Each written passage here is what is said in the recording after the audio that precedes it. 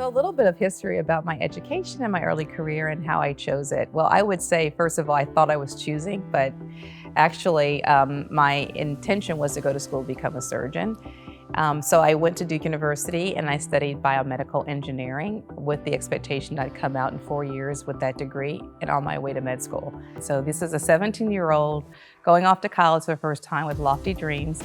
And while I still have a fascination with the medical industry and biomechanics, I got there and I said, oh my goodness, this is hard enough just trying to get my degree. Telling my professor as a senior in college I didn't want to do the laboratory work that I was working on at that point as my final senior project. He asked me what I wanted to do for a living and I said, not this. So he said, well, what are you interested in? And that's when we started the conversation again about discovering other paths and my true interest, which was really about managing and dealing with people and solving problems and also understanding more about business. So taking all of this great STEM knowledge and education into a MBA program was my next step. So I really was excited about going to get my Master's of Business Administration at University of Delaware. I completed that and the doors then flew open to the business world. And I happily had a 10-year career at DuPont in textile fibers, which was not something I was planning on doing at 17, but it really set me up for success to understand manufacturing, the textile industry, sales and customer relations and marketing. And then I ended up moving into supply chain. So there was an opportunity to move overseas. My family and I talked about it, and we did a lot of interviews with other people who had done it, and then seeking more information on what the leader in that particular part of the world wanted from their business head. So we decided to go, and it was probably the best decision ever, especially at the time that we went. The kids were young, they were able to go to a great school. We explored Asia like we were on fire. And so looking at the pictures and remembering all the great times was awesome, and it helped to launch my career in a different way.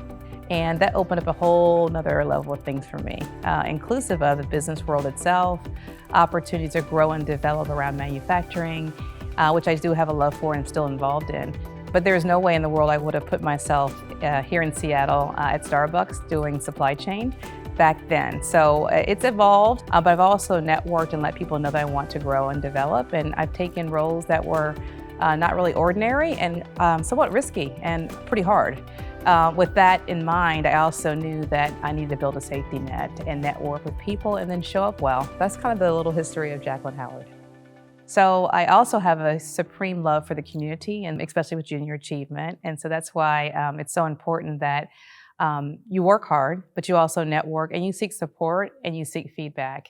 The most satisfying achievements that I've experienced in my career is certainly interacting with wonderful people and helping people. There's nothing better than seeing people that you may have hired, mentored, blossom, even way after you've worked with them. So for sure, satisfaction comes from helping others. But the community engagement is immeasurable as far as benefit. And we see it year after year as we influence young people around us and even adults. So the ripple effect is tremendous. So for me, it's the balance is important, and it's part of what our family is made of.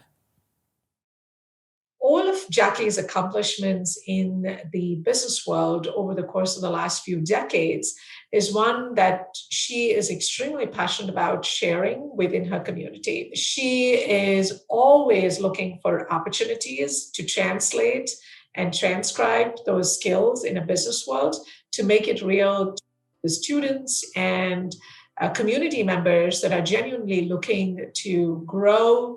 And for that, I think she is an excellent choice to be nominated to the Junior Achievement Business Hall of Fame.